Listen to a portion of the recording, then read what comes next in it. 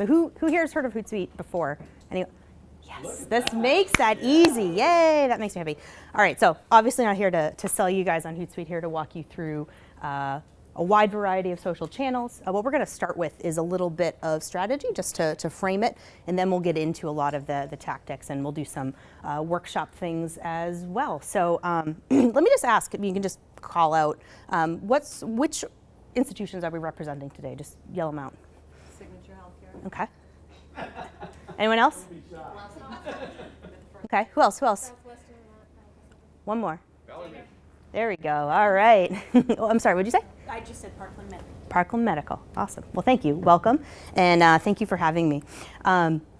So just to put this in context, with Hootsuite, I'm a customer success executive. And in English, what that means is that I'm the strategy lead for our major enterprise accounts in the East Coast. Hootsuite's based in Vancouver, but I'm based right here in Boston, which is nice. Before I started with Hootsuite, I actually built the social media marketing program at Constant Contact. Is anyone familiar with Constant Contact? Okay, people know that. All right, and I've worked at a few startups in the Boston area as well, so I've been around for a while. So just to go over what we'll cover today. So like I said, we're going to start with just, what are the major opportunities in healthcare? And we'll step through a few of these. I won't spend too long here because I know we want to get to the tactics part. But I wanted to start off with this because this will help you formulate your strategy and start to create those strategy pillars so that when we get to the tactics, all those tactics will roll up to a particular strategy. So this is a good way to drive social adoption across your organization. I know we have 2 hours today, so we will take a bio break at some point because it's a long time to sit here. So part of that strategy analysis, we'll do a little bit of a SWOT analysis as well as some adoption strategies because, well, let me just ask, who here feels that their organization understands social really, really well and is adopting it? So we get a thank you, you played right into what I was going for. Exactly. So, and you know what, you're not alone in healthcare. Regulated industries are typically a little bit behind, say, tech and media and some of the other industries. But it is an issue with, I work with a variety of clients across verticals, and it's actually an issue in every single vertical that I've worked with. So you're not alone. So we'll talk about that as well, because that's a really key to expanding your program and to meeting your goals. And then we'll get into the strategy and tactics by channel. So we'll really focus on the big three, so Facebook, LinkedIn, and Twitter. And then we'll do a lightning round and give you a few tips on Instagram, Pinterest, Google+, and YouTube as well. And hopefully I'll be able to toggle between the presentation and some live examples on these different networks, because I'd like to show you some great industry examples. So we will do that as well once we get to the tactics section. The other thing is please connect and share. Who was the one who tweeted at me and asked me about Facebook hashtags? Is she here? There we go. Okay, so we had one question on the session hashtag before we arrived, and someone asked, "What the heck is?" Well, she didn't say that. I'm extrapolating. What is the use of Facebook hashtag? So the use of any hashtag, in case you're wondering, and you can use that on Twitter, Instagram, or Facebook, is just to basically index and collect topics around a particular conversation. So if you're on Facebook, you can click a hashtag just like you were on Instagram or on Twitter, and all of the conversation around that, any of the content that's public that has that hashtag would show up in that stream. So something like, the most popular one that you might have seen in your Facebook stream might be TBT. Who knows what that stands for? Yeah, we know that one. Okay, great. So if you click that, you would be able to see posts that are tagged TBT. Same idea, the Facebook hashtag. My question was really more about hashtags on Facebook specifically. I see people use that in Twitter a lot. Do people do that with Facebook? Yes, they do. And I think it's actually a really underutilized part of Facebook. And again, it's just a way of indexing a conversation. All right, so yeah, as we go along today, just feel free to share content, connect with each other. I won't blame anyone for looking at their phone while they're, we all do it, right? So these are dangerous little things. We'll get into mobile a little bit today too. All right, so let's get started. I'll ask for questions at the end of each section, but if you have something burning, just yell it out. Someone here will be able to answer you. I also tend to think in tweetable moments, so hint, hint. So this is about online discovery. So attracting new patients by educating them as they search for health information online. So as you know, people research online first. Before they ever come to your front door, you have a virtual front door, and if people like what they see, then that virtual front door will end up being, they'll come to your bricks and mortar front door. There's a huge demand for healthcare related information online. According to the Pew Internet Project, 8 in 10, 80% of internet users look online for health information. It's the third most popular thing to do online, probably behind cat videos and something else I actually won't mention right now. You can probably guess. And social visibility and engagement are actually tied to search engine results. Who knew that Google started indexing tweets again? There you go. So they used to, they stopped, and now they're back at it, right? So what does that mean? Is that tweets can actually show up as part of your Google search results, all right? But it's not a one-way street, right? So sure, social influences search results. By the way, what's the largest, who knows what the largest search engine is? Chorus, Google, right? Yeah. What's the second largest search engine? YouTube. You got it. Smart crowd here. Exactly. So you too. Give you credit too. So there's, and who owns YouTube? Google. See, it's a little incestuous. I told Antonio I didn't walk around, and I'm breaking every rule that I told, that I said. But the other thing to note here is that omni-channel is also really important. People are researching a much wider variety of sources to learn more and confirm the information that they're gathering from the internet. So according to a BIA Kelsey study, which is a research firm, in 2013, consumers consulted 7.9 different media sources when shopping for products or services in their local area. That was up from 6.5 in 2009 and 5.8 in 2008. And so basically what this means, there's a huge increase in audience fragmentation. People are consulting multiple sources. So if you think that, hey, that one Facebook page or that one blog or that one, whatever it may be, that one YouTube channel is going to cut it, probably not. So think with that omni-channel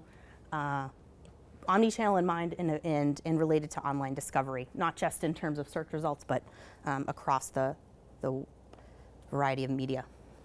This is one of my favorite quotes. The new model is about connecting into the members' life decisions when they're healthy, not necessarily when they're sick. And this is all about, digital media transforming the idea of medical expertise, right? So it's transforming it from a single, medical expertise is being transformed from a single authoritative, I can't say that word, authoritative. Slow down, sorry, I do talk a little bit fast, I'll have to turn it down a bit. Source into a wide network of sites, blogs, videos, and on-demand information sources.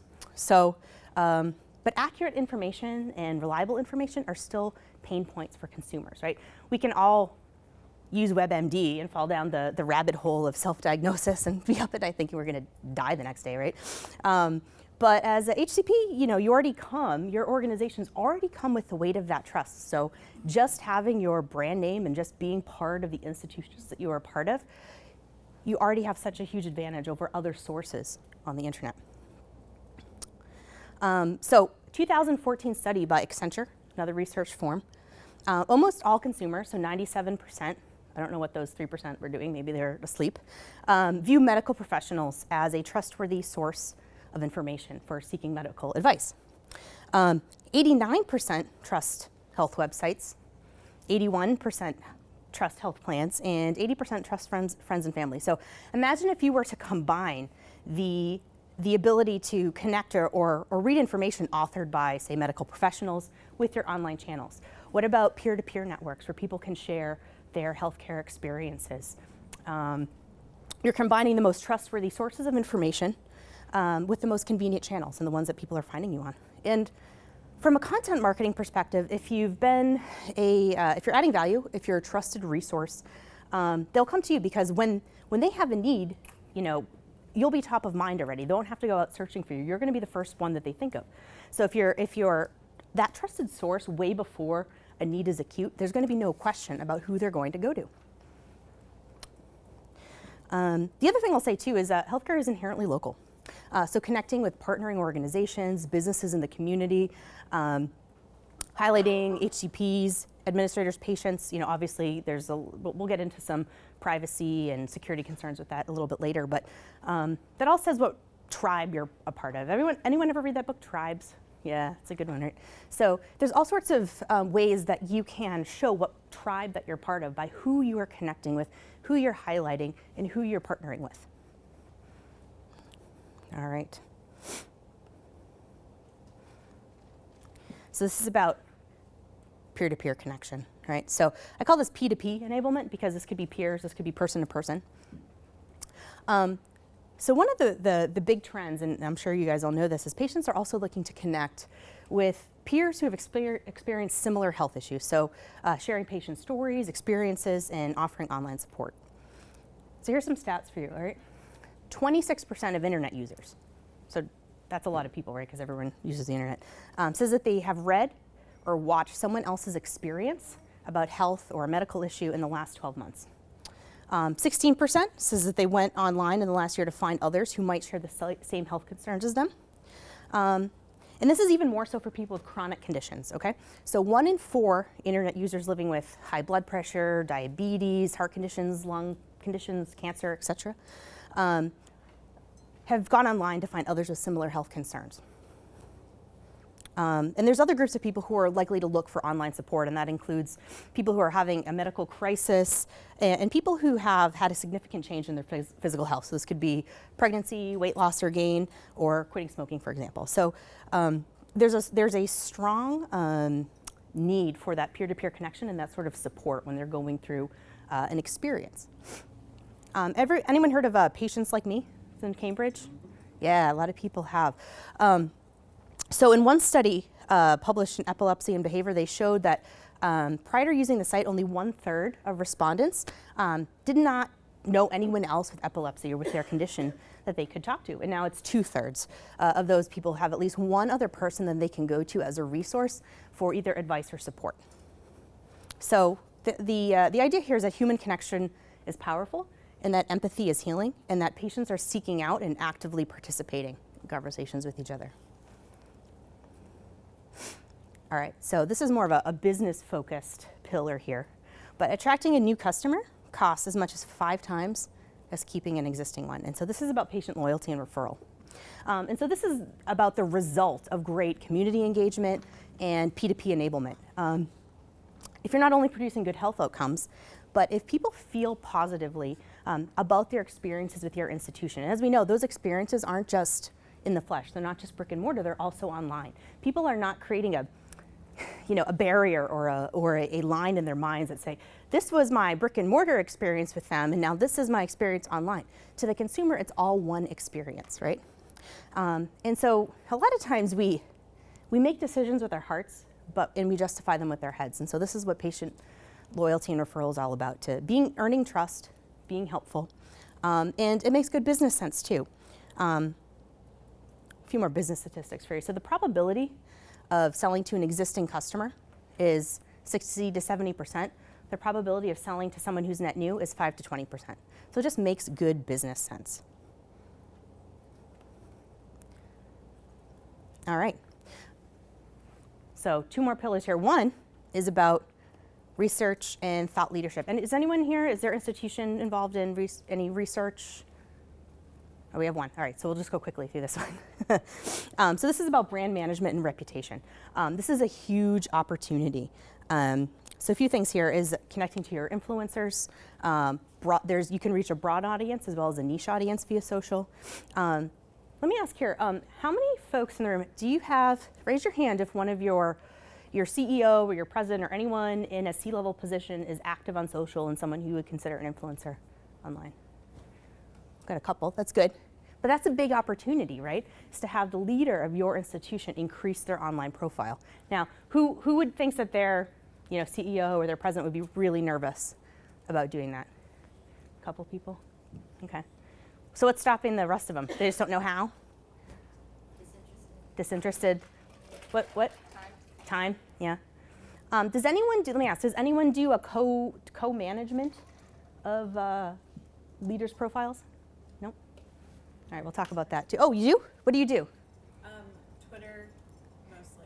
Yeah. So do you you post for him or her, or in their voice? Okay. And how do you deal with it if someone responds to them? Like, do you know if they know them or? That hasn't happened. That hasn't happened yet. Well, something to think about coming up, right? Okay, good. So that's a start, and there are different ways to do that. There's different tools in the industry now. There's different ways to facilitate that sort of co-management. There's a famous saying that the personal is political, but in the age of social media, the personal is also professional, right? We all, this might sound disappointing, I guess, but we're all kind of a brand, right? And so everyone within your organization has the power to actually support the organization's brand with their personal brand and vice versa. All right, then the last thing we want to talk about is recruiting and talent.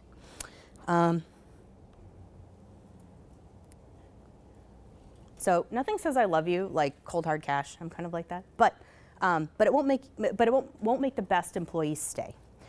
So one of the ways that you can utilize social, and this is especially true on LinkedIn, and I've seen a lot of companies use Instagram as a really great company culture outlet as well, but showcasing your culture to attract the best talent. The industry that we're talking about is known for being stressful, for having long hours, for the thrill of victory and the agony of defeat. But anyone who's ever worked anywhere knows that their work environment and their coworkers can make you miserable or leave you contented. So just like there's a lot of consumer choice in the industry now, there's a lot of choice out there for the best and the brightest. And one of the great things about Boston is our healthcare industry, but that means you're all competing against each other, right? Let me ask, are there any creative ways that people have found for recruiting yet? Is recruiting something that you guys are utilizing social for yet? Yes? Who said yes? Yeah? What ways are you using it? We have a Twitter feed. So You have a Twitter feed? jobs, yeah. You have like a hashtag jobs for, yeah? Yeah, it's on our website too. On your website? Okay. What about you? We were doing targeted ads for RN recruitment. Oh, nice. For on LinkedIn or Twitter or? Oh, on Facebook. On Facebook. Interesting. Very good. Okay. Some good ideas there. All right. So like I said, I wanted to go through this pretty quickly because I know we want to get to the tactics. But just as we think about the different strategy pillars, this is not exhaustive. Can anyone think of any other area that I didn't mention that they're working on or want to work on other than these 6 that we have here? Media, maybe. All right, well, this is a good start at least. So one thing I'd encourage you to think about just in terms of structuring your strategy, this will leave you with actually a really clear plan, is if you think about online discovery, right, what might you be strong in, right? So that might be, all right, we have a great blog, and so we're getting a lot of inbound hits from our blog, from search to our blog. A weakness might be, you know what, we're not so great in YouTube, we don't have any videos, and that's a missed opportunity for us in terms of search. In terms of community engagement, maybe some of you guys in the room, you have a great community manager, and you're doing everything you can to bolster that community and create content, but there's only one of you, and that person might burn out, and you're the only one in your organization doing it. What I like to say sometimes is that people will ask me all the time, hey, is Facebook good for business? Can I use Twitter for this? And I always say to them, well, is your phone good for sales? Who's the director of phone now, right? No one. It's a channel. It's a channel, right? And it's all in how you use it. It's all in how you position it. So if you only have one person who's doing social, I even hate that term, doing social at their organization, it's like having one phone, right? No one has one phone anymore. There's not one email address at an organization. But organizations are still kind of wrapping their brains around social. And there's a lot of education left to do, which is why it hasn't been adopted more broadly. So I won't go through all of these, but in terms of, let's go to thought leadership. Again, we were talking about some of the CEOs and the leaders of your organization. If they're not out there, that's also a missed opportunity. Think of that co-branding. They're the leader of an institution. You have the power of the institution's brand. You can combine those together. So maybe the strength, maybe they have a super strong profile in the industry, but you're not utilizing it. Maybe not doing some. Does anyone know about native publishing on LinkedIn? Okay, we'll talk about that too. We'll talk about that later. But that's another way that you can utilize social to raise either your own or some of your leaders' profiles. All right. So I'll just talk a little bit about social media adoption too, and then maybe we'll take a little bit of a break, and then we'll dive into all of the tactics as well. So you might have seen this. I forget who was it? The actor who decided to insert himself into all of like the weird or like the stock photos. Oh yeah, it was Vince Vaughn. So when that happened, we came out with like Owly. This is our mascot, Owly. So we have a whole series of these stock photos with very rigid business people with our Owly in there. So so regardless of the industry, social typically sits within PR or marketing. Is that true here? Is everyone either in PR or marketing? It makes sense, marketing conference, right? It's its natural habitat, right? But to capitalize on the opportunity to meet patient expectations, social media, or that's another term I actually don't really like because it just feels like, if we say social media, someone just thinks we're just posting on Facebook all day, when really you need a variety of skill sets, right? I like to call it emerging technologies. I think that's better because I feel like it's broader than that. I don't think media imparts one-way communication. Yeah. And that's a huge problem. Totally. That term. Yeah, I think it's that you're more just about relationships and community building. Yeah, absolutely. So Dan brings up a really, really good point too. Media is, you'd think of like broadcast media, right? It almost seems old-fashioned. It is. It's one It's way. old school. Yeah, totally. Let's start it right now. We'll start a revolution. We're calling it emerging communications tech right here. The problem is that when you're doing something new and something seems to be changing all the time, you can't just have a plan. You can't just have a plan. You have to know how to sell it too. And this is really hard for organizations, and especially with regulated industries like healthcare. That challenge is even greater. So I'm going to give you some information that will help put some meat on the bones of that basic strategy we were just talking about, all the different key business areas that will help you have those conversations internally with either your leadership or other allies within your organization. All right. So this is a study by Gartner. The risks of embracing new social technology are pretty high. So a quarter of businesses will lose market position if they don't incorporate social business strategies into their operations by 2017. So you get a year and a half. So this is all businesses. This is not necessarily specific to healthcare, but there is a risk, right? And so therefore the issue isn't whether or not you should become a social organization and just try and get beyond the walls of PR and marketing. It's how fast can you get there? So is the problem social or is the problem media? I think they're both problematic terms. Yeah, you're right. It's not just social. Yes, Not just good business point. Exactly. people. You hear social, you just think Facebook, Twitter, and LinkedIn, right? It When it's, trivializes it. yeah. It does. Well, and people think it's very easy to do because everybody's got a Facebook account. Everybody experiences the internet, so everybody thinks they're an internet expert. Well, I don't like that color there, or I don't like that link there. Well, who gives a crap? Does anyone else cringe when you hear someone say, "Oh, I have a, nephew, son / kindergartner doing my social for me," and it's like, oh man, would you give your business its largest, bullhorn to a 5-year-old or, a 17-year-old? And anyone can learn the tools, right? But understanding what you're trying to do as an organization is much, much harder. That's at least what I always tell folks. The other part of this is the opportunity. So this is positive correlation. This is a McKinsey report. So 20% of businesses who have adopted social business practices see more revenue and 60% higher profit growth. Now, this is correlative because everyone knows it's very hard to draw that line, right, between, okay, I posted something on Facebook, they came to our website, it's raining patients. It doesn't really work like that, right? and same thing for lots of other industries as well. And a lot of times when I talk to folks about social ROI, they're actually using either partial modes of ROI to try and calculate it. So for example, I talked to one business recently that is they're a technology business, but they're a relationship-driven, long sales cycle, enterprise-level business. But they were looking at their website referrals in terms of trying to track ROI. And I'm like, well, that's not how you sell things, right? And they're like, no. But the reason why people default to the website tracking is because that's the one thing that they can really measure. So, setting up ROI and not just thinking of it in terms of, referrals from a blog or whatever it may be is really, really important.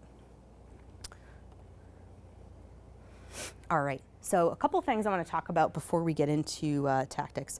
So this doesn't mean diagnosing illnesses on Twitter. This means putting your organization in a place to capitalize on the opportunity to deliver pertinent information and connecting with the right people. So I already talked a little bit about this, but barriers to social media adoption. How many people here is privacy and security a concern within their organization? Probably everyone, right? How many people would say that's prevented them from doing anything, making their program bigger or doing some of the things that they want to do? Yeah, that's a big one.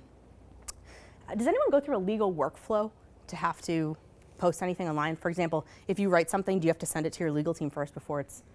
No one here? Sometimes? Okay. With some organizations, I've worked with, literally they can't post anything unless like a whole team of lawyers goes through it, which is really, gets in the way of being able to be nimble and have those, one-on-one conversations instead of a broadcast media. How many people here think that they really could do with more headcount? Everyone, right? We all need more people. What about in terms of budget? Does everyone think, do you work in institutions where they think social's free? Therefore everything is free about it, including your time? Well, Right.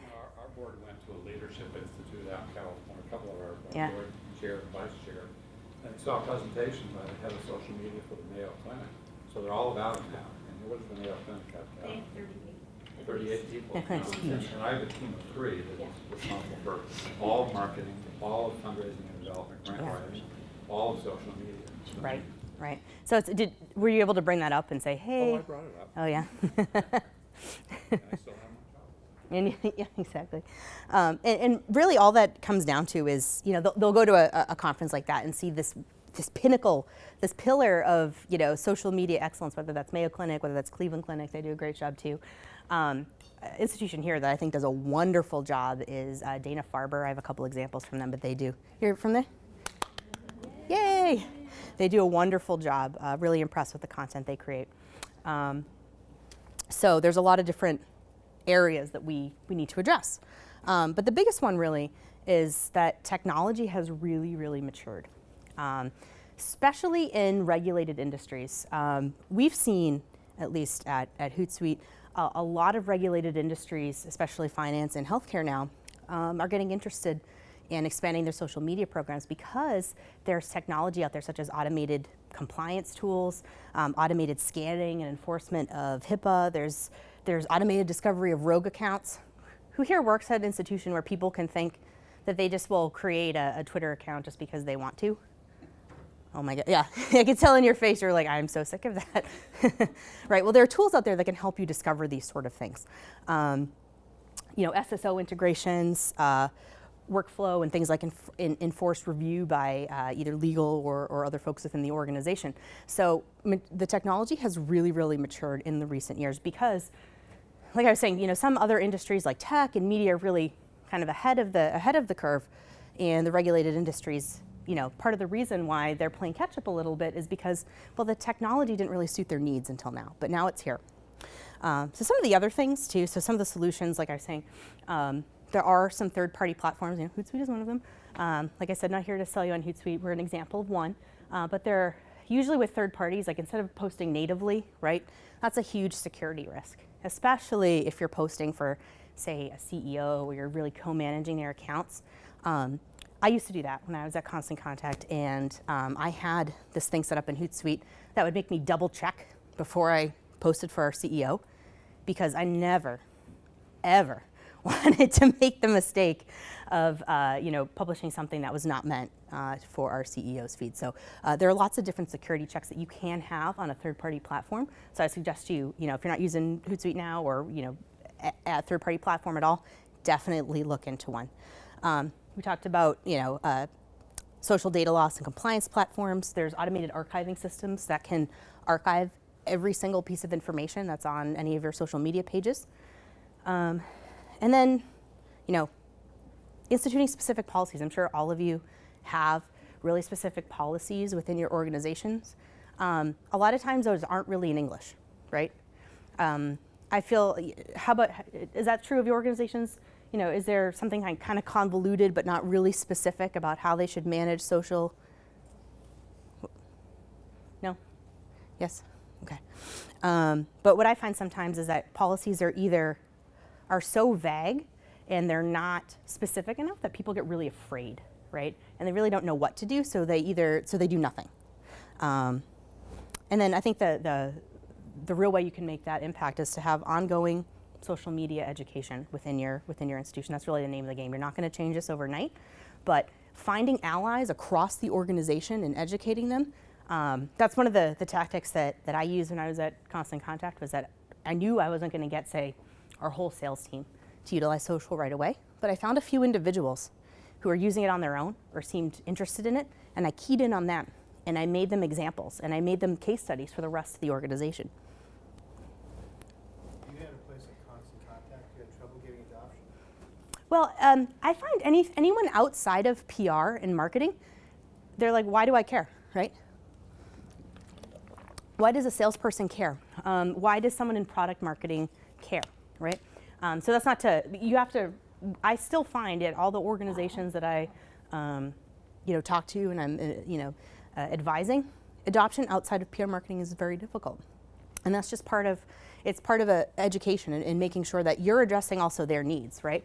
So one of the things I find that folks in marketing sometimes don't do a good job of is figuring out how to format social, to figuring out how to allow them to use social to meet their business goals. A lot of times we come in with that marketing lens and we're like, you need to support the brand, so you should tweet this out, instead of saying, hey, this is how you can use LinkedIn to support all of the research that you're doing, and here's how to raise your profile, and here's how to support what you're trying to do as an individual and as your specific business area. So I would say there's a couple of things here. Does anyone else feel change fatigue? Yeah, a big sigh right there. I do, and I've been doing this since 2007, and I do this for a living, and there's a lot going on. But there's knowing what to do, and then there's knowing what not to do too. So we'll talk about that as well. But don't try to do everything. We had talked about, omni-channel is important, but do a few things well. Don't try to do everything, because then everything will either be bad or mediocre. Key in on the things that you think you can do really well and you can execute on, and then when you have those down, then move on to the next thing. So we'll talk about, I think we have 7 different channels we're going to talk about. That doesn't mean that I'm saying, hey, everyone needs to get on all these 7 channels right now. That means, hey, if you recognize an opportunity that you can capitalize on, or if there's something that you want to move into because you're already doing well in a few other channels, then you want to move in there. And I would say too, embrace your role as digital Sherpa. Part of that fatigue, does anyone get people coming to them about any random social media question within their organization, whether it has to do with, yeah, I see some nods there. Like, what kind of questions do you get? I get people that come to me, so just this week we had a cast tech who's testing out some new gadgets or whatever, which is great. It's like, and you should take my picture and post it all over social media. A great idea. Right, we don't have these things yet, and it's not really appropriate. Right, and you kind of become the internal expert for a variety of things, which can get really exhausting, but you know what? You're the one that they're going to, right? And eventually, when you want to go larger in your organization and you want to come to them and you have a business proposal that's going to say, hey, this is how we can use these emerging technologies in a variety of different ways. It's not just a PR channel. It's not just a broadcast channel. Here's how we can get, here's how we can connect with our community. Here's how we can deliver a great patient experience. They're going to be more apt to listen to you. So embrace that role. Again, ongoing education. When I go and I talk to different organizations, and I talk to organizations that are small to Fortune 500 companies, real, like thousands and thousands of people being active on social, and what I know it's going to be successful or not if they have a decent education program in place. Honestly, it's not the tools, it's not all this fancy stuff. It's, are people invested in training and education? And I consider training and education 2 separate things. Training, I think, is a tool set. Education is how to use it. And again, that how might be different depending on their role. The other part is clearly defining your business use case. Sometimes I feel like we can get so in the weeds, and again, people are coming to us for all this. We have a lot that's going on. We have to wear so many different hats that sometimes that use case for different business areas isn't completely crisp. Getting that really crisp can really support your, so kind of what I was talking about before, like, so you have probably have a marketing or a PR use case that is really strong, but in terms of, say you wanted to expand social to, say, your HR recruiting team, they're not going to use social in maybe the same exact way that you would. They might be using their personal LinkedIn and Twitter profiles to do recruiting activities. So what you're going to recommend for them is going to be different than what, say, you might be posting on the brands page. And how they, develop their profile is going to be different how you do it for your brand because they're a person, right? So knowing the different use cases across the organization is really helpful for getting adoption laterally. And when you get, by the way, when you get adoption laterally, then the C-level start to notice, and then you get bigger budgets, and then you can do cooler things. This last point here too, comparing against a traditional media budget. I say this with a word of caution. I don't love compare. Oh, this is a little blurry actually. I just noticed that. There we go. That's a little better. Sorry if your eyes weren't wrong. It was just the. So sometimes it's helpful for people who are familiar with traditional media to wrap their brains around the value of social if you can equate it to traditional media. It is not the same thing. So, a push message that you pay to have people's eyes or ears on is not the same as someone who's reading your messages, who's already opted in, but it can be helpful for some of those conversations. So use that wisely. All right, so last thing, before we get into some tactics here, is a social business checklist. Number 1, audit your channels. What do you have going on? What do your channels look like? So all your corporate channels, are there rogue channels going on? Who do you need to talk to and kind of slap on the wrist? Or who do you need to conversely say, hey, what you're doing is great, let me help you. Come here. That sort of thing. Writing a clear vision statement. So vision meaning future looking. One or two sentences. This could be, we want to enable person-to-person connections in distributing healthcare information through trusted channels. That might be your vision statement. High-level strategy. So strategy is what you're doing. Tactics are how you're doing it. For example, you might be supporting talent acquisition by enabling and educating recruiters. That might be one strategy. KPIs. They don't necessarily have to be numbers. Maybe it's a goal that you want to achieve for adoption. And KPIs can differ based on kind of your social maturity curve as well. If you're early on, you might really be focused on building your audience. If you're in the later stages, that's when you can attach some more business-oriented goals or business-oriented KPIs to what you're doing in your social channels. Create a budget. Some of you may have this already, but in terms of your future vision, how much is it going to cost you? If you can't put a number on it, you're not going to get it, right? So think ahead in terms of what you might need in terms of headcount, in terms of your tools from a growth perspective, not just what you need now, but what you might need 3 years from now. And guess what? You might not get it that first year. It took me a whole year. So I was a one-woman show for a whole year. I think I was doing 3 people's jobs. And then it took me a year to sell it in to our leadership. After that year, I tripled my budget and doubled my headcount. So it can take that long, but if you keep beating that drum and showing the value, then you'll be able to get there. The other part was, seeking out champions within their org. Again, that means laterally across the organization. Does anyone here now, do they work with, say, their HR recruiting team? Is there anyone else outside of PR and marketing that you could work with today to expand a social program laterally across your organization? Yeah, Erica, we work with a lot of HR departments Yeah. for recruitment campaigns, and it totally depends on what positions are hot, what they need, whether Yeah. it's ER docs or whatever. Also working with physician relations, often they're set aside for marketing, so Yeah. helping them with using social media to reach out to physicians. Okay, great. And is there any tactics you recommend in terms of physician relations there? Yeah, I think one of the things people do, and especially, we're all victims of working 8 to 5 or 9 to 5, so we use our social media the same way we travel to and from work. So like with physicians, one of the things we do is we use Twitter a lot, and we will do 4:30 in the morning to 6:30 in the morning, and then late in the evening. And that tends to be when docs are online using Twitter. You know why? Because of this guy, right? Yeah, oh yeah. Who's guilty of waking up? You're laughing because I know you do it. I do too. Who's guilty of waking up and turning to this thing and scrolling before they're even out of bed? Right? Yeah, all of us do it. And it's after work too. Like you're saying, timing can be really important. So in terms of, that's such a great point, because in terms of, when you're posting, if you do it when you get to the office, well, guess what? Most other people are already at work, right? That actually plays in very nicely to scheduling and third-party platforms too. So, hey, I didn't say it. He did. He did. Okay. So let's move on here.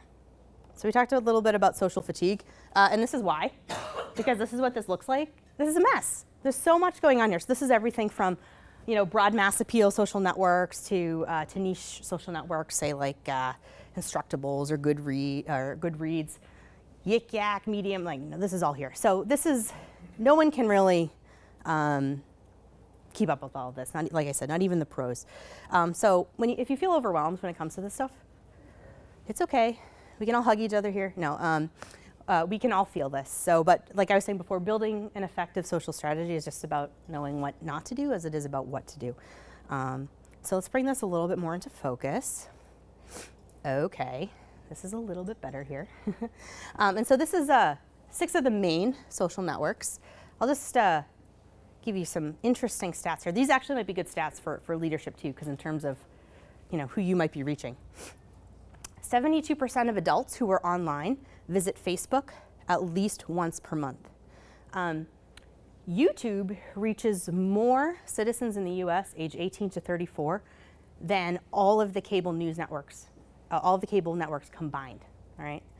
I didn't even realize this until recently, but there are people making millions of dollars on YouTube who just record themselves playing video games, and people pay to watch. That's how I knew I got old, because I was like, I can't even understand why someone would want to do this, but that's really the power. Staff is doing it. He's gonna, Wait, like he's recording himself and making. he records himself playing video games, and he recorded himself opening video game systems, and it actually brings in somewhere between $70 and $80 a day just on the archived video of him opening his PS4.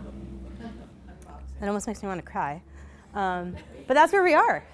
That's amazing. Literally opening a box? Just opening the box. He asked for the day off work, got in line, got it at midnight, had a video up by 2 a.m. He's got like 2 million views, and he just brings in like $50 a day on ads. Makes you think of content differently, huh? Sure does. Yeah. Heavy stuff. I won't go through all these here, but a few other things to note. 23% of Pinterest users visit the site at least once a day. As most of you probably know, the majority of users are female. Also very affluent. The average yearly income for a Pinterest user, $75K. Very affluent users, which is why retail brands love it, but healthcare industry is doing some really great things on Pinterest. Mayo Clinic is one of them that I think is doing a really great job. Instagram, 26% of all adults use Instagram. Who here has their institution on Instagram? Couple. What do you use it for? Like what type of? Well, just, staff accomplishments, events that we do. Yeah, so- Not heavily used, Yeah. we started to. Okay. Anyone else wanna? We just started actually like last month. Oh, nice. And, Congrats. yeah. New channel. We do kind of like behind the scenes stuff, like stuff that's going on, like with maternity or. Yeah. Are you posting that on Instagram right now? I'm posting that one. Yeah, so I like it, but it would be good, like you said, it would be good to get more people on it. 'Cause it's kind of like me trying to do behind the scenes, but I know there's other stuff going on. that Right. maybe other people could be taking pictures of. Right, yeah, and submitting them to you, and you could. Yeah, so I hear that a lot, actually, a lot of behind the scenes, like this is our company culture, the thing that's going on Instagram. The other cool thing, too, and I'll get into this a little bit later, is that you're creating a great photo library, right? When you're on Instagram. Everyone knows that Instagram, Facebook, same company, right? So you can So it's a great, Instagram's a great app on your phone to make those pictures really beautiful, but you're also creating content for all your other channels as well, which is nice, 2 for 1. All right. What do you think about, maybe you can get this, tell me if I'm coming. Yeah, go for it. What do you think about automatically when something gets posted on one channel, having it automatically like populate other channels? Should there be different content for different channels? Yeah, that's a great question. That's a great question. So every channel is a little bit different, and if it's not, it should be, because if all your channels are the same, why am I going to follow you on multiple channels, right? The only one I would suggest doing, as you described, kind of just mass posting, is Google+. And the reason why is because there just isn't a whole lot of activity on Google+ right now. It's still trying to find its way. They just launched this new thing called Collections. It's still trying to figure itself out because it's a bunch of engineers trying to create a social network, and I'll just stop there. I work with lots of engineers. I love them. If you post it on Facebook on a company page, have that also post to Google+. Yeah, so I would say that the only network that you can just like kind of automate is Google+, because honestly, I just wouldn't spend the resources really developing that network. However, it is worth posting content that you are creating, so say on your blog or anything from your website, because Google+, owned by Google, SEO, it can help you get that content index. So it's a smart idea to say automate your blog posts to Google+, but don't waste your precious resources like trying to create something new for Google+. But your other platforms, there's different behaviors, right? Even if you have the same piece of content, you can use it on multiple networks, but sort of the spin that you're going to put on it is a little bit different. Never mind that there's different character counts for every network. There's different ways that pictures are rendered. They all have different sizes. They all do different things. So for example, on Facebook, you might use a tone of voice that's much more colloquial. Maybe you're trying to reach more patients, whereas on LinkedIn, you might be looking at that more as a professional / recruiting tool. So even if you're posting the same blog post, the content that you put around that is going to be different, right? So you can reuse content, but I would just say make your, say you have a link to a blog post, make the text a little bit different for each one. Plus, with LinkedIn, with Facebook, people have different usernames, and to optimize, and we'll get into this, some of the content, you're going to want to tag their usernames, and that's going to be different, right, across different platforms. So the way you tag someone on LinkedIn, that might not necessarily be their Twitter name. Their institution name might be different on LinkedIn versus Twitter, so it's hard to double up with some of them. Do you see any strategic way to use Vine at this point? I have an 11-year-old that's like all he ever. Yeah, that's a good question. If you ask about Instagram, that's old. Facebook. That's old. He's never even heard of Facebook. Isn't that funny? Yeah, Vine's really interesting. So you can use it in the same way I think you could use Instagram. It's just video, right? And Instagram, there's 15-second video too, so it's similar. 7 second. Thank you for correcting me. So it's all similar. I think it's a great branding tool. I'm not sure there's a huge correlation between posting your Vine videos and whatever you want to define as ROI. But hey, it's cheap in terms of being able to experiment with it. Again, great culture. And you could do like little interviews. You could do that to introduce. You could use that channel to introduce people to your people, right? P to people. So if you wanted to just show pictures of or show little clips of your, nurses or administrators or doctors or whoever it is, just having that human face there can be really strong for making that sort of connection. So different ways you can use it. Yeah, I think a lot of brands have jumped on it. I don't have a ton of stats in terms of Vine. It was one of those networks that like came on really strong, and then like Instagram had video, and then I don't see that one as a major player, but you know what? Experiment with it. Decided to drop our MySpace profile. Oh, nice. Did you really have one? No? Oh, I was going to be impressed for a second. This might be a good time to stop and ask if there are any other general questions before we kind of go on to some deep tactical. Yeah, go for it. I don't know if it's appropriate now or later, but in terms of the demographics, you kind of touched on that of each channel. Yeah. I mean, if you're going for a mature audience versus female, I mean, Yeah, so Facebook is by far the largest social network. So last year there were this is off the top of my head, 1.28 billion users on Facebook. So that's everyone, right? Actually, the fastest growing segment on Facebook is 55 to 65. It's because everybody else already has a Facebook. Right. Yeah, exactly. But that's really your home base. I mean, there have been so many reports. Teenagers are abandoning Facebook. Kind of. They're still there.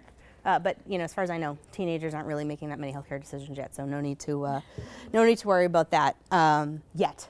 But the thing that you can do in terms of targeting, right? So Facebook is really your home base, but you can target. Everyone knows you can target posts, either paid or organically by different segments of the population.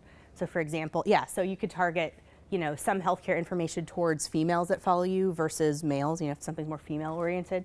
You could target posts that are more about, geriatric care towards an older audience or their healthcare, if you want to, or their caregivers rather. You could do that as well. So there's ways to segment within channels at particular demographics. In terms of which channels, here, let me back up here. The ones that tend to be a little bit younger are just the newer ones, right? So Instagram tends to skew a little bit younger.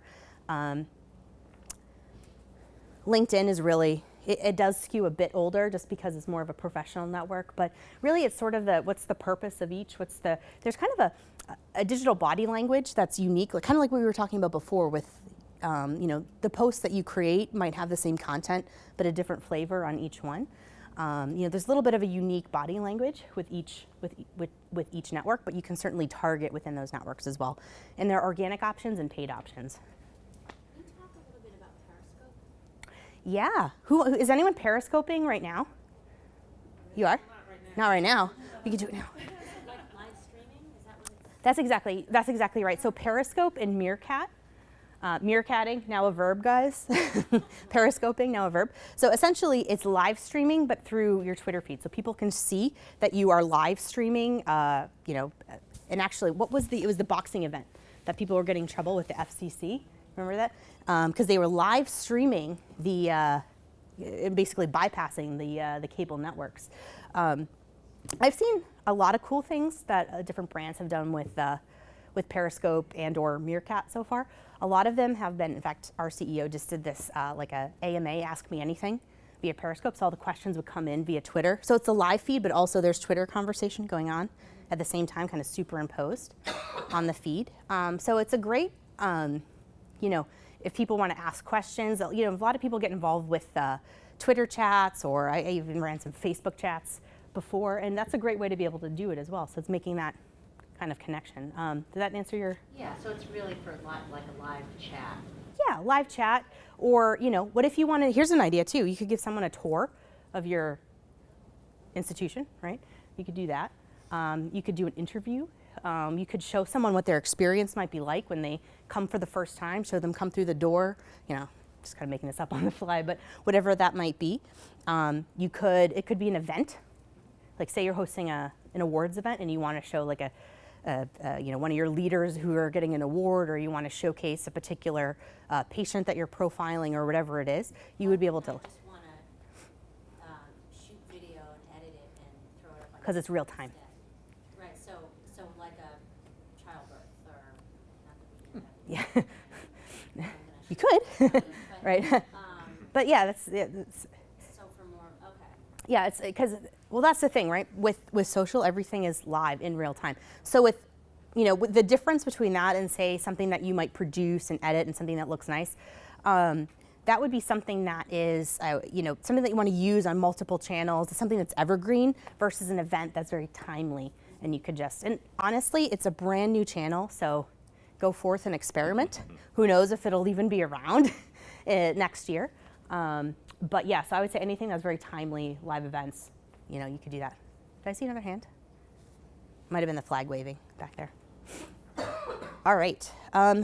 So in terms of so we went over all of the strategy pieces and thinking of those different pillars. So, peer-to-peer, online discovery, being able to recruit great talent, all the different ones. So I would encourage you to think of these tactics as they might relate to those pillars or whatever ones are important to your organization. So, but when it comes to tactical or comes to tactics, there's basically 3 basic buckets that any tactic should fit in. And if it doesn't, then you should probably evaluate why you're doing it.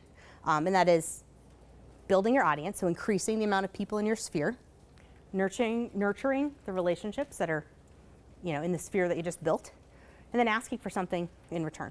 But you have to do the first 2, especially the nurturing part, before you can ask for something in return. So let's start off with Facebook. So for the most part, people come to Facebook because they want to see what their friends and family are up to. Sorry, they're not there to see what your brand or your institution is doing. But that's okay. Keep that in mind, because your job is to take advantage, capitalize on that share of attention while they're there. So the type of content, to your point earlier, it should be brief and casual. Lots of visual content. 87% of the posts that get shared on Facebook is a photo. 87%. So even if you have, and a lot of you do this, I know, even if you want to share a link to a blog post, make sure it has a big photo attached to it too.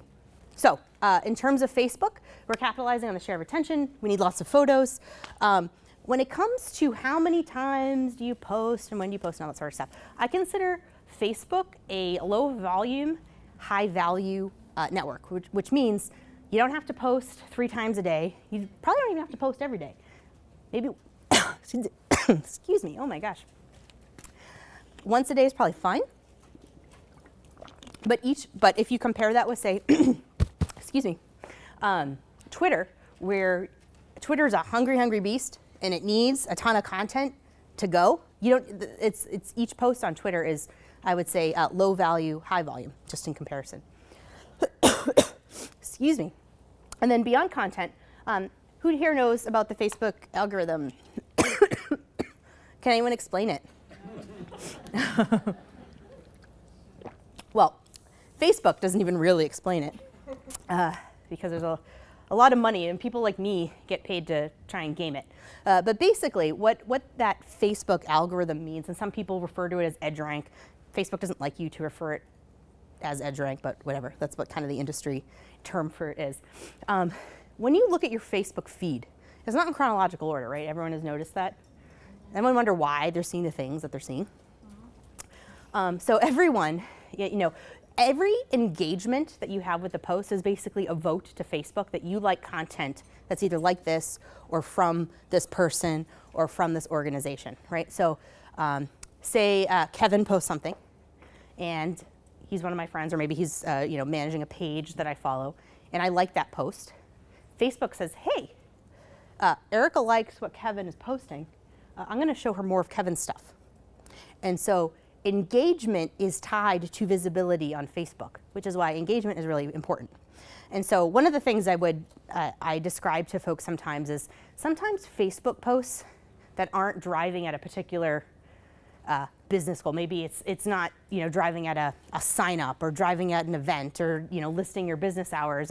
And sometimes you can get folks within your organization saying, hey, why are you posting stuff that's not driving towards something that we know produces, more patients or more revenue, whatever it may be. And the reason why is because people don't necessarily engage with that stuff, and they might not see it if that's what all you post. So I call this sort of stuff that's very engaging, but sort of things that that will get a lot of comments and a lot of likes and a lot of activity. I call this fluff with a purpose. Because if people engage with that, see, you're vigorously shaking your head. We just posted a photo of an employee who had been with us for 50 years. So 50th anniversary, everybody, exactly. But everybody did that, just right. Celebrating her accomplishment. It had nothing to do with any healthcare content at all. But it's fluff with a purpose. Right, because all of those people who engage with that post are infinitely more likely to see your next post and your post after that and your post after that. I'm pretty cynical about this. I know that there's fluff with a purpose. Yep, sure. But I follow a lot of people that are fluffy and have an occasional purpose but don't always show up in my news. Yeah. It doesn't sound like it's a black and white issue. Well, Facebook doesn't publish exactly what's in their secret sauce, because then, like I said, people like me would totally take advantage of that, and that's why we can't have nice things, because marketers ruin it. No. But that's the idea, and it's very complex. I can tell you that, in terms of, because your web is so huge of the people that and there's sponsored posts, and so there may be things that you're not seeing. But if you're not, if you start, I would challenge everyone here should take a challenge. If there's someone that they're not seeing in their feed, or a page that they're not really, that they know that they follow, that they're not seeing, like a few posts, comment on it, share something, and then see if it pops up more for you, because it's over time. A lazy, news feeder. Well, that's the thing. If you're looking at it but not saying like and not engaging, then you're basically telling Facebook, I don't care about this. So with the algorithm, if you comment rather than like, you'll be much more likely to see their post. So it's the level of engagement. That's a very good point too. Comments are weighted more. Shares are weighted very highly. They're very hard to get. I have another question. Yeah, sure. So a quote-unquote social media expert shared that I'm gonna like this, right? shared that when you post to Facebook through Hootsuite, it I know what you're gonna say. show up as off.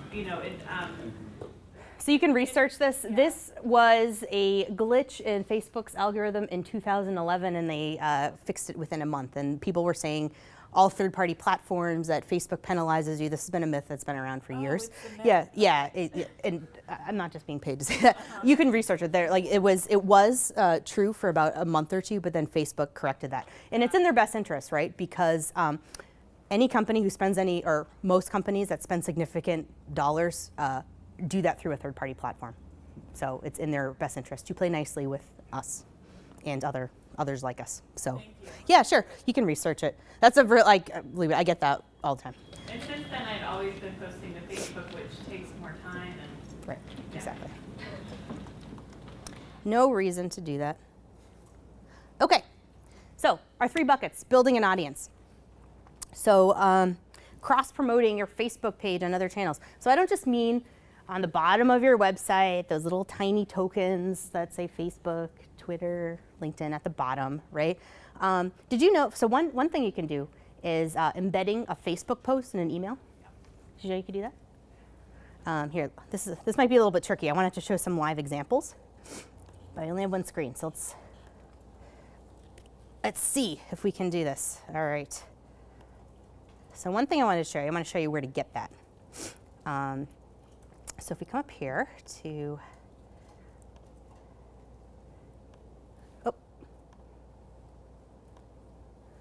this is I have a lot of fake Facebook pages, so I demo stuff a lot, so this is not real. But if you wanted to embed a Facebook post within, say, an email or a website, all you have to do is come to one of your Facebook posts, hit this little caret, and you get the embed post. And so you can grab that little tag here. It'll be a little div tag. You can copy and paste into your website. You can copy and paste that into an email. So instead of having just those little tiles that really no one pays attention to anymore, there's ways to cross-channel promote that are a lot more engaging. So say you had a great Facebook post and you want to put that in an email instead of a follow us on Facebook, which is like kind of tired and everyone does that. Put something cool that they might want to see and have a follow button in there. The other thing you can do is, make it easy to be found on Facebook. There's a ton of, here's an example from Harvard Vanguard. There's a ton of institutions that when I was doing my research, that didn't really post their hours or where they were or how to contact them. Make it really easy for people to find you. So here's another example of someone who's doing it right. Go to Harvard Vanguard. You know what's cool too that I really liked is that they have this video here as well that talks about what their institution is all about. They have a map. They have all sorts of information. So make it really easy for people to find you. Put all the relevant information here. If you have office hours, if the time is limited, put that in there too. And then interacting with your local organizations. So I'll pull up a familiar example here. Come on. Here we go. I'm going to have so many tabs by the end of this. So here's one here that I really liked. So Dana-Farber here, notice how they tagged their partner organization here. You know what that does? If you're the page manager of Red Sox, you get a little notification that says, hey, they tagged you, right? It's a way of getting more engagement, right? So making sure that you're tagging, and this is true of any, of course, social network, but making sure that you're tagging all the appropriate people when you're partnering with those organizations. Sure. I run a hospital page, and we on our privacy settings purposely have like limited tagging abilities, so people can't kind of tag us anywhere. Yeah. But it also inhibits other people from tagging at us. Is that, do I have something set up wrong, or? You know what? Why don't you show me at the end, because I'd need to kind of look at it and see. But you're saying that you don't allow other people to post on your, which makes sense. Without approving it first. Yeah, got it. Okay, yeah, come find me after. We'll figure it out. And so that all is just a really good engagement tactic to make sure that you're pinging sort of the other pages. It'll get them. They might even share it, get it in front of their audience. You know, you'll increase your views on that. All right. So next thing is nurturing relationships. Let me again toggle back here. All right, big photos, little text, relevant topics, timely posts. How many people here create a content plan every week and know what they're going to post? Good. How often does that just get blown up? So yeah, you get it. Yeah, they're supplemented. That's a good one. So I like to say have a plan it out. So there's a lot of evergreen content you can put in your calendar. But things happen. Social is all about being timely, so make sure that you can adjust as well. I'll show you some examples in a moment. And then obviously being responsive. So a few examples of these. So let's go to this example from North Shore Medical. Oh, you guys didn't even see my, did you see my slide that I had up there? Yes. Oh, good. Okay. Usually they're mirrored. I have one in front of me and one behind me. So this is a great tip that North Shore Medical had, and it's just a photo, and they actually superimpose the text over the photo. I'm not sure I agree with this, because I really like bacon, maybe sometimes, right? But this is a great way of getting attention, or gathering attention, because it's a photo, and it's going to get many more views and that many more shares than something that was just straight up text. Or something that's helpful. So here's a Harvard Vanguard example. Let's come up here.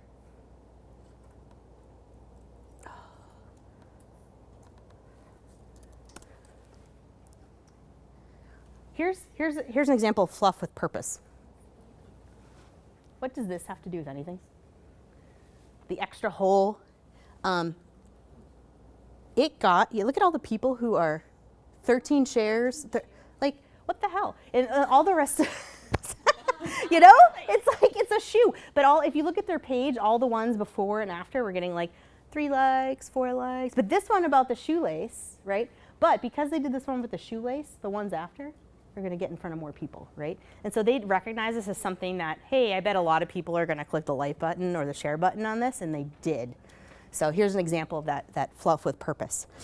Another example of something that's especially timely and relevant. We don't want that. So here's an example. This is reminds me of an example you just said. This is a TBT, Throwback Thursday, graduating class, I'm kind of in the way, of Beth Israel, 1921. 92 people like this. 92, it's a huge amount. And that's sort of why, because it's emotional, because it's part of the Throwback Thursday meme, because people like, it's, again, that connection, it shows people, and it's something, relevant. Oh, look at Laurie Smith. She's there on the right. No, that can't be. She wouldn't. She's lying. That's not real. But that's just an example of capitalizing on something that's something you could do that's regularly scheduled, right? Making sure that you have something for that every Thursday. So all of those different pieces, and of course being responsive as well. I read something yesterday, and I wish I'd clicked save on the tweet, but someone had tweeted that anyone who responds to their tweet, this is specific to Twitter, has done more for them than all of the advertising dollars that they could ever spend. So I know that within this industry, there's a lot of regulations and restrictions. Sometimes you have to be really careful about who you respond to and what you do and what you press like on. But where you can, you're going to create that connection by being responsive so much more than like crafting the most awesome post, right? People want to be heard. And that's the whole point, like what Dan was talking about earlier, of social being a two-way street. If you're just using that as that one-way broadcast, you're really only doing half of the work and really only getting probably not even half of the benefit. All right, so the last thing for Facebook, just push this back up here, is ask for action. So 10 to 20%, I like the 80-20 rule. This should be a business ask. So that could be anything like, sign up for our email list. I worked at Constant Contact, so I really like the email plus social integration there. We can talk email after. We can, adding a call to action to your Facebook page. Does anyone know you could do that?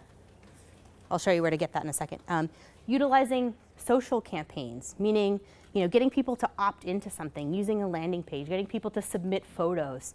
You can use you can utilize Facebook ads to capture leads, for example, and ask for reviews as well. So let me show you a few examples of these. So, so I like to relate this to dating. So, when you first go on a date, when you meet someone for the first time, you're not going to say, "Hey, let's get married right now," or "Hey, come home with me right now." You talk to that person, you ask about what they're interested in, you learn about them, you have a conversation, and then you make the ask. And this is what this is like, right? Because people don't have to pay attention to you. You're pulling, right? You're pulling them in, you're making them excited to want to be part of, what you're sharing and making yourself accessible. So kind of think with that dating mindset, which is, 10 to 20% of what you're doing should be direct because you need to hit pay dirt at some point. But it has to lead up to that. And so all these other pieces, the adding the call to action, the utilizing campaigns. So let me give an example here of what I mean.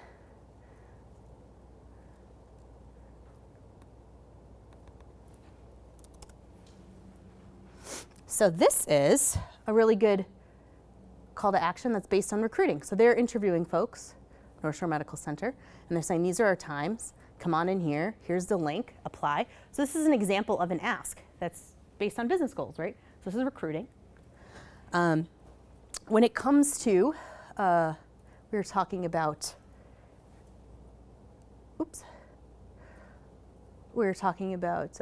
where's that Facebook page I want to show you? Adding that call to action at the top of your page. Here, let's go back here. See right here, create a call to action. This is a really good way to integrate your channels. So you can pick a number of different things. Obviously, you guys probably wouldn't pick shop now. Contact us. If anyone has an app, you could put that in here. Sign up, watch a video. There's a lot of different things that you can do to integrate some of your on-site Facebook activities with some of the stuff you might be doing on your website, or if you want to collect names for your email lists. That's an example of an ask. The other thing too is using ads. Here, I'll go back to this to show you an example of a Facebook lead capture ad. If you're going to spend money on Facebook, especially if this is something, good question. No, you can finish. Oh, it's okay. Okay, all right, I'll go back here. If you're going to spend money on Facebook, especially if your organization is new to this, you're going to want to spend it on something that is more not on the fluff with the purpose, but more focused on a business goal, right? So this is a Hootsuite example here, and so this is something. There you go. So on the left is an example of what you might see in your newsfeed, and no, we don't have your names, and we're not going to be retargeting you after this. This is I get these all day long because I'm an employee. But see that little thing in the bottom corner that says sign up? When you click on that sign up, you come to this landing page. It's over on the right, and it's a sign up form. So very similarly, you could have an email sign up form. It could be event attendance, any of those really specific calls to action. Put some money behind those, not necessarily just a post that's doing organically well, right? Question?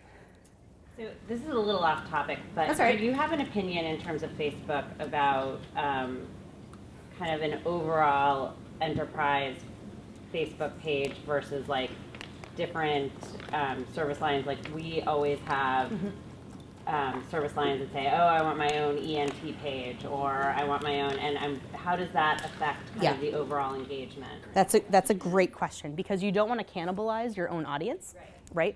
So I used to have 3 rules for that. Do you have a unique audience? Do you have unique content? And do you have someone to manage it, meaning not me? and, and if you have those 3 things, then it might make sense to have that separate page.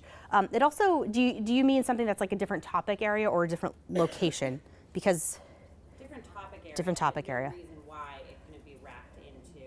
It seems to be an argument that, or a discussion. Because everyone wants to do their own thing and play in their own paddling pool. But here's how if you don't think it makes sense, if you think it's just going to be more trouble than it's worth, and they're kind of, it doesn't have those 3 things that you need, I would say to them, it makes much more sense for you to use the audience that we've already created, because with one post, we're going to get in front of way more people than you have to build up your own page. And most of the time, these people just abandon it because they get tired. Yeah. The other thing you can do is tell them that if they want to run their own page, they have to create a content calendar, and they have to monitor it 7 days a week. Right, and they have to run people it all just by give us, up. and Yeah. But I would say that there are definite cases in healthcare where you want a separate Facebook group, and maybe a private Facebook group. I mean, if you have bariatric patients who don't want to share information, no one wants to go on your hospital Facebook page and ask a question about bariatrics, or even engage in a conversation about it. But if you had a private group just for them, or even just a separate group for them, they would. I think the same is true with cancer patients. They won't have those conversations on your main page. They'll go to your main page and thank the team for helping them. But really, when it comes to a care conversation and treatment conversations and networking with other patients, which is what we should be doing, then you should have a separate page. Yeah, what's a good example of that is Boston Children's Hospital has a celiac support group, which I think what you're talking is more of the supportive sort of, that P2P element we were talking about. I think that would be a really good example. But it really, depends. There's also, I don't know if anyone in the room is involved with an organization that has multiple locations. You can do like a parent-child page structure. You can do global pages if you have, presences in different countries, for example. So there are ways of having a parent and child page. So the way that the global pages work is that it either reads your IP address, or it reads where you say that you're from, and say it will show you the page that's in the UK specific to that location versus in the US. So there are ways of, depending on the type of organization that you have and the different types of pages that people are requesting, it can make sense. And I think the care one is also a very good example. We're about to move on to Twitter. Any other Facebook questions before we? Table this if it's going to be answered later. One of the things that we were looking to hopefully try to do is capitalize on physical events as an opportunity to grow the, lack of a better term, social audience. We know that Facebook is our largest segment, so now. But are there any tactics and approaches of actually, using a physical face-to-face interaction to become the social interaction going forward?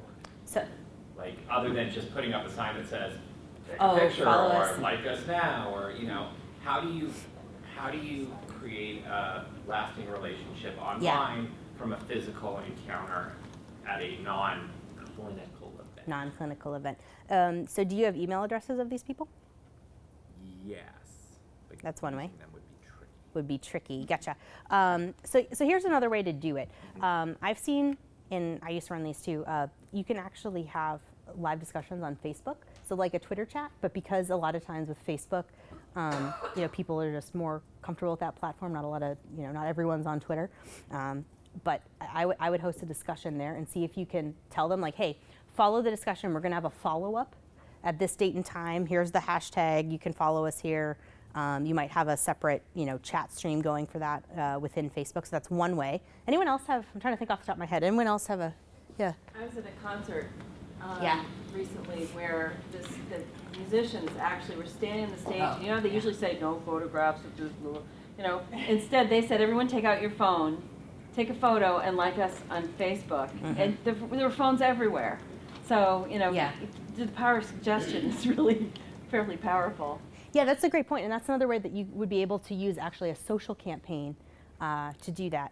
So you could have people submit photos on multiple channels, and it can live in one event area. So it could be multi-channel on Facebook, Twitter, Instagram, and they can submit it using a hashtag. And then every photo from the event can be in one place. So people can go back and look, and you can say, hey, this is our photo collection, and it's user-generated content. That was a great point. Any other Facebook questions before we go to Twitter? Yeah. Is there a difference between the creating an ad and boosting a post? Yeah. Because I come across very often, like we put money into making a nice looking ad and you try and boost it and it always limits the amount of characters so it won't go through. Like the headline is free head and neck cancer screening. Yeah. It's too many. So there are tons of different Facebook ad types. Boosting a post is just one. So it really depends on the type of post that you have. And actually, if you go into the I'll share this as a resource at the end, but business.facebook.com will take you through all of the ad types. I'll throw this on screen as a resource. JohnLoomer.com, JONLOOMER. He's probably the best Facebook resource that I know of. He runs a great website, very prescriptive with all the information that he has there, and he talks a lot about ads. So he can, if you look there, there's a ton of information there, and it changes a lot too in terms of the ad types. LinkedIn is another. LinkedIn has more ad types than anyone else, but I do think I'm not a purist in that I think everything should be organic. I think you certainly should use paid, but use it judiciously and experiment. And one way you can get away with it in your organization is just call everything a test and use short money and see what happens. That works better in some organizations than others, I realize. All right, so Twitter. This is broadcast, a lot of one-to-one. It's kind of both ends of the spectrum, right? It's broadcast because you're reaching a large audience, but you see a lot of one-to-one conversations on Twitter as well. We had a couple of one-to-one conversations. Did you notice too the Seaport Hotel? She tweeted at me, Kate tweeted at me and said, hey, do you remember, or is it in the World Trade Center or the Seaport? And I said, my email says Seaport. In the Seaport Hotel, I did not tag them. Neither of us tagged them. They jumped right in and said, yeah, Seaport. I was like, woo, you're good. Nice job. I was like, I wanted to clap for them. So there's a way to get in on conversations in a way that's not creepy, right? So there's a lot of focus. It's hard, you need to read the digital body language, right? Because it's really easy, especially if you use some of these listening tools, right? That you can search on different keyword terms. You can kind of jump in the middle of a conversation and look like a creep. We're kind of getting up on time here. I gotta hurry up. So you can focus on customer care. That was an example of the Seaport Hotel right there. Nurturing influencers. Keep your content really brief, right? 140 characters, ideally less, so that people can retweet you, right? So you're not taking up the character count. Low value, high volume. Beyond content, Twitter cards, which is essentially like Twitter advertising. So you can have I'll have an example in here, but essentially you could have a call to action button. That's like a promoted post within Twitter. You can, that will lead you to either some kind of landing page. Lots of market data you can glean from Twitter. There's lots of listening tools that can get you a lot of interesting information. I'll show you an example of one, and also advertising. So I won't be able to show you all the examples I have queued up here. Utilizing search. Anyone go to an advanced search on Twitter? You can find the parameters that you can put in there. You can find, that's how you find your influencers. You can put in similar audiences. You can put in keywords. You can find specific tweets and accounts and hashtags all related to your industry. So go to, is it advanced? I have it in here somewhere. Twitter.com/search-advanced. Here, actually, you know what? Here's one that I'll take the time to put this one up because I think it's important enough to show you.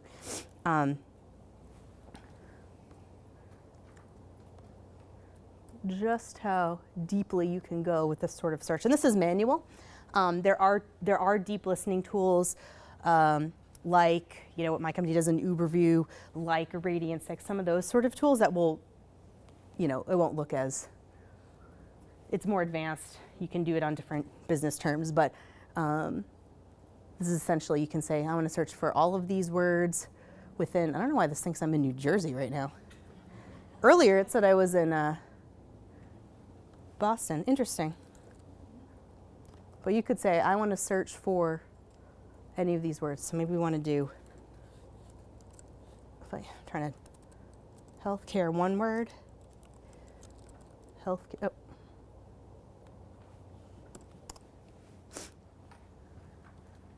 So we can see the top tweets in this area that are mentioning either of those terms. We can see, anything that might be live. We can see accounts. So you can do a lot of research on here by using the advanced search tool. And any of those research tools I was mentioning earlier. Let me go back to our slides here.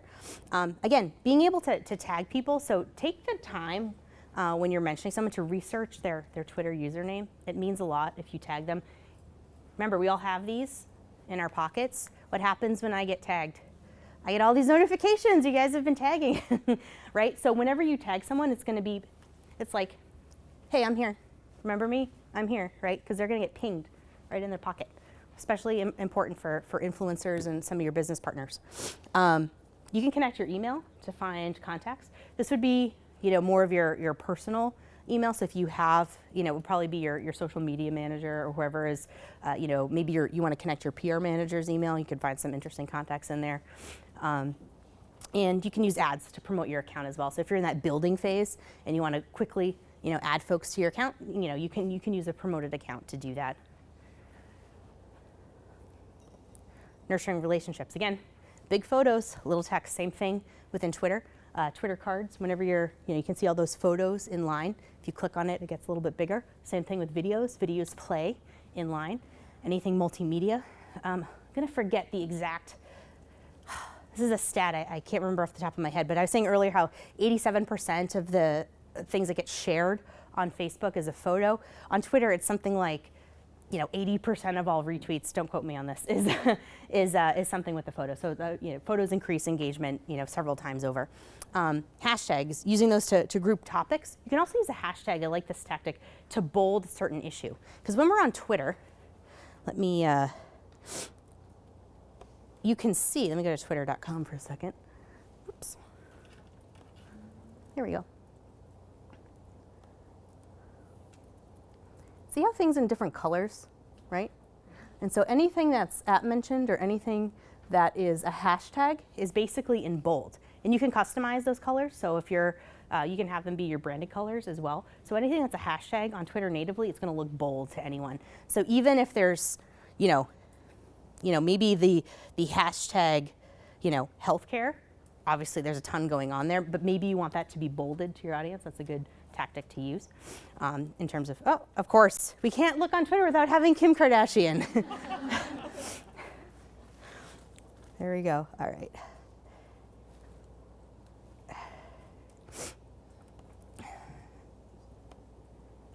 All right. There we go. Then, of course, reply and respond. Some Twitter calls to action. Also, with Twitter cards, you can drive to your website. That can also be, again, a landing page to sign up for an event, sign up for your email list. You can use ads to promote key events or initiatives to specific audiences. You can do audience targeting on Twitter, so meaning you can type in a few handles of people that you want to target, and it will tell you, hey, I want to target people who are like this, for example. You can even use it to distribute surveys, ask for feedback. It's a one-on-one sort of platform, so great for having those conversations. And this is an example of a Twitter card. If you hit that Learn More button, you go to their landing page. All right, rapid fire. LinkedIn. This is for thought leadership, recruiting. I think one thing that companies, in general, companies do well enough with is teaching folks within their organization how to use LinkedIn properly, right? Because it's that brand supporting the individual, and the individual can support the brand as well. So the content here is going to be more formal. Maybe this is more focused on experts. Maybe this is more focused on influencers and research. Vary your content, and you can target organic posts, and you can target with ads as well.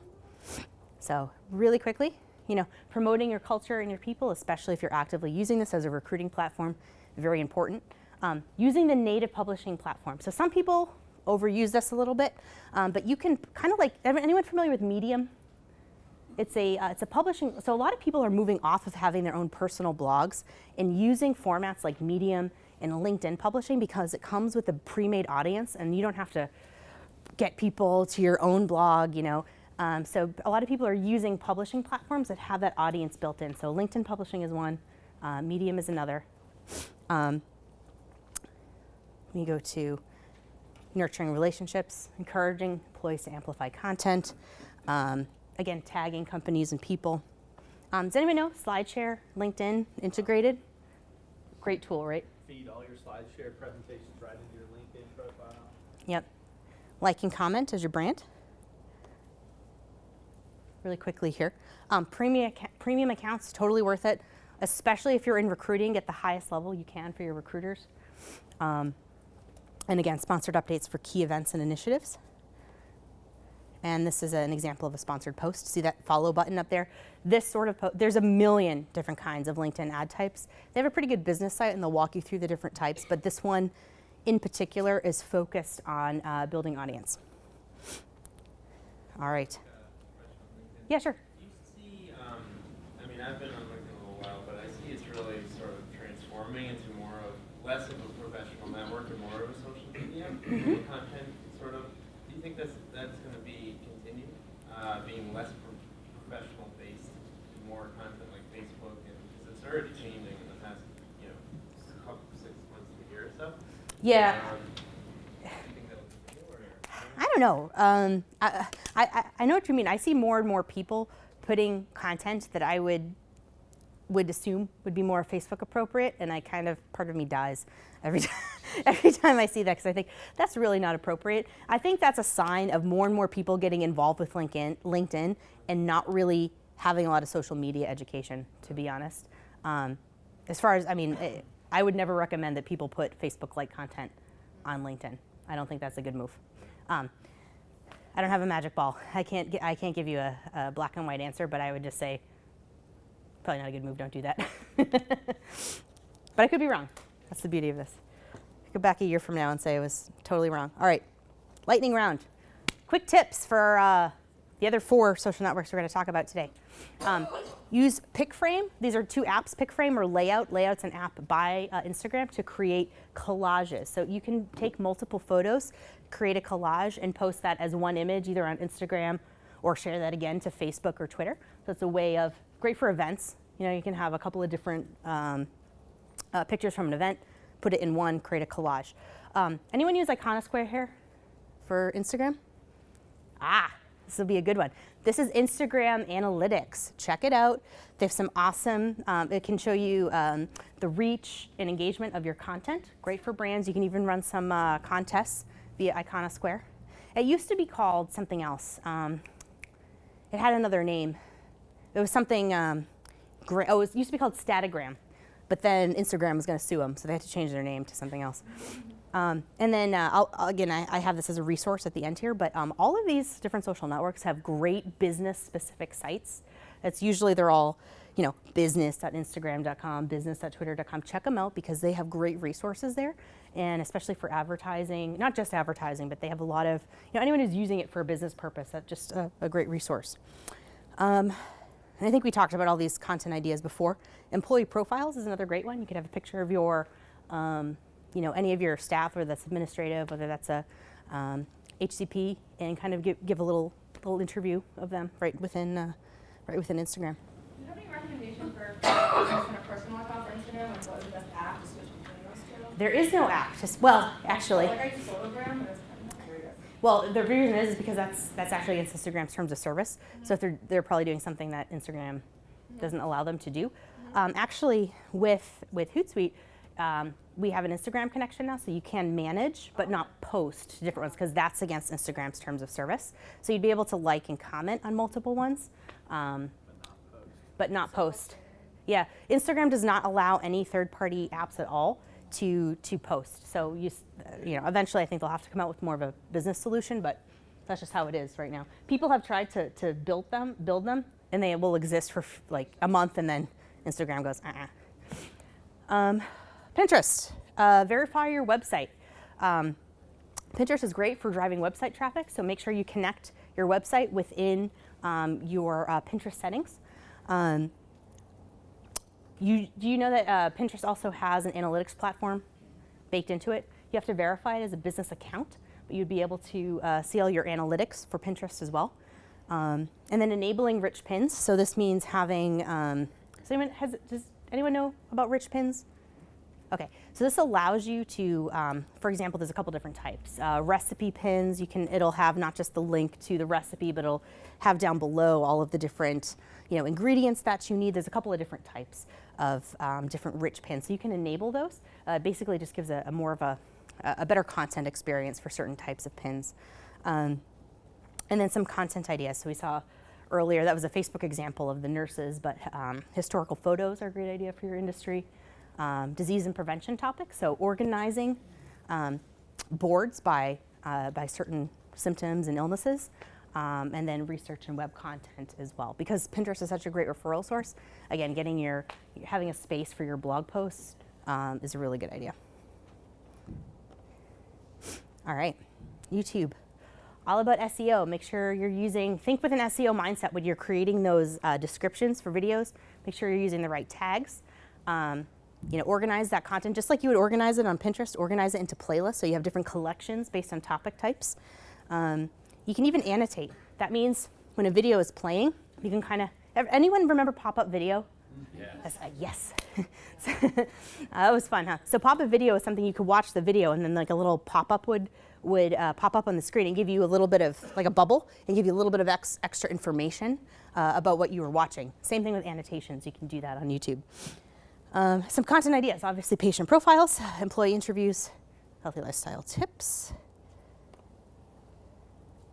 All right, like I was saying earlier with Google+, automate this for now. Get it on there, but automate it. And also think with an SEO mindset as well, because Google, same thing, right? So think with keywords, right? When you're creating your headlines there. Obviously flow all your blog posts into Google+.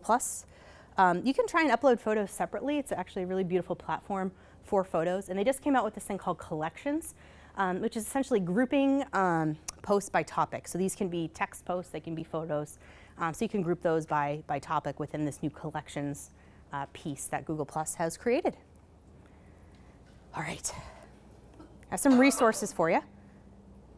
All of the business sections of Facebook, Twitter, LinkedIn, Instagram. And these are some of my favorite websites and some of my favorite sources over here. Obviously, Hootsuite, if you go to the resources section, we have everything from, and we have healthcare specific tracks too, so everything from blog posts to webinars to white papers. We have more content than, I don't even know how many people we have in our content department. We have a lot of folks. So there's more content than you could ever read or watch there. John Loomer is that Facebook resource who is unbelievable.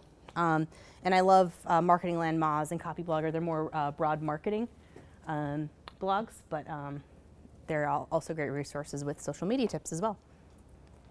All right, and we still have a few minutes for questions. All right. That last page you showed. Yeah? Resources, I didn't notice it in your original that you emailed to us. Yeah, no, I added it. Is there a way we could get Yeah, I can send this out again. Or I can contact Kelly and have it sent out again. Oh, this is kind of an ugly little slide here, but these are some of my favorite tools as well. Videolicious is a cool little app. If you haven't used that, you can actually create videos on the fly using still photos. They have music that you can add in. That's an interesting one. Canva, that's a new tool that has recently come on the market. Follower Wonk, that's awesome for analyzing Twitter followers and seeing kind of connections between different handles. And then just to leave you with one thing, this is actually one of my favorite things right here, because a lot of times people think that social is magic. And it's kind of funny because sometimes I find that people will be, on one hand, thinking that social is going to bring on all these magical leads or magical patient referrals or whatever it may be, but at the same time be kind of dismissive. So it's just a channel, and it's helping. You guys need to, help your organizations along and be that interpreter and let them see that, hey, it's not magic, it's work, and sometimes it costs money, but it's something that is part of business practice now, and it doesn't have to be something mystical. All right. Anything else that we can answer at this point, or did you need to? Oh, sorry, it looked like you wanted to run up. Oh, okay, gotcha. Any other questions? Yeah, sure. I'm sorry, I'm not late to the game of social media, but the company I work for is. Yeah. We have 18 nursing homes and assisted living facilities, and we're going to launch all these pages over a matter of a few weeks. Yeah. Facebook pages. Yeah. But I'm pushing them in the direction of doing other stuff too. Yeah. So I'm sure we need to do something along the lines of Hootsuite, because otherwise we'll go nuts trying to manage, everything. Right. So can you spend 30 seconds just tell me how it works? Sure. I didn't plant him, by the way, but I promise. But in terms of Hootsuite, just to give, for those who aren't familiar, and this is true of many third-party platforms, essentially what it allows you to do is to manage multiple presences, whether that's Twitter, Facebook, LinkedIn, Google+, Instagram, for example, from one dashboard. So you can either post on behalf of people, you can manage multiple pages, you can maybe co-manage your CEO's Twitter handle, for example. So basically it's about being able to schedule your content ahead of time and to manage multiple presences. And there's a couple different levels, so a lot of you might be familiar with the free tool. We have a free level, an SMB level, and an enterprise level as well, and they're all pretty different. Any other questions? Erica, when you were talking about YouTube and some of your quick tips, I thought it was great. Just really optimizing your presence there for search. And one of the things I notice often is when you look at videos, they haven't added the location tag. And it's it's an advanced setting, but it's an easy miss. But it's so important with search for your videos. So. Yeah, absolutely. Great point. Great point. Those tags are really important. Can you talk a little bit more about auditing social traffic? Yep. Is there an easy way to listen to what people are saying about you in all these vast An example. Well, there's a couple different types of auditing. There's some compliance-specific tools. One's called Global Relay, which is more about archiving. One's called Nextgate, which is an unbelievable tool for finding those rogue accounts, for archiving all your information. And they even have compliance rules in the background that can prevent anyone from posting non-compliant material either on your page, whether that's external or whether that's internal. So there's a couple of different tools there. In terms, I'll slow down. Global Relay is an archiving tool, and Nextgate is an archiving and compliance tool. And we have tons of folks. Basically, the reason why folks in regulated industries are now getting involved in social is because of tools like those. And we integrate with both of them. But in terms of what you're saying, in terms of like search, I do have an example of what that might look like. Come back. Where did my, oh, there we go. So, this is an example of a search tool. Let me go into presentation mode here. And so I have a healthcare stream, and so say I want to search for terms around, we'll just use this stream, John Hopkins. So we're looking for John Hopkins, or we have a whole search stream, and this is pulling from across the web. So we can see, this is real time, or near real time, let me be precise. So we can see blog posts. Here, I'll just show all the different platforms we covered, message boards, news, Twitter, for example. And it can pull in any of these mentions in real time. And then beyond that, you can see some of the data that it's pulling in as well. So you can see all the individual. Yes, this is called Uberview. It's part of the Hootsuite family. It's kind of rough to see it on this. This format isn't optimized for this tool, but you can see some of the. Oh, this is my favorite thing: the map. You can click on the map and start to